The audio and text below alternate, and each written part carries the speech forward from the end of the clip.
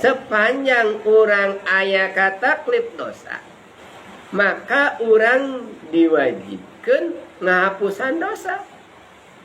Jadi hayang emut ka Gusti Allah mah ira-ira nalika orang aya taklif mukalaf balik upami istri 8 tahun, upami pamengget 15 tahun, lamun etangan gitu aja.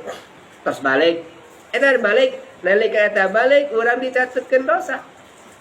Amal saya dicatatkeun, amal awon oge dicatatkeun. Amal saya dicatatkeun ka sayan, amal awon dicatatkeun ka awonan. Nah, tininya orang kada khusyuk, emut ka Gusti Allah. Antah syaqulubahum lidzikrulubum lidzikrillah.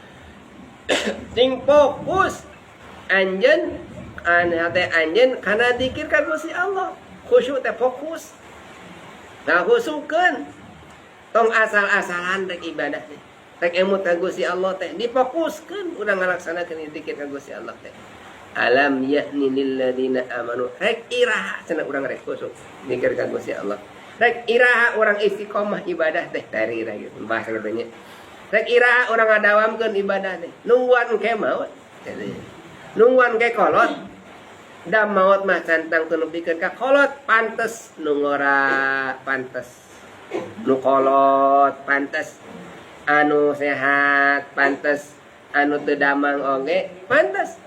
Janten kana maut mah pantes ira-ira oge.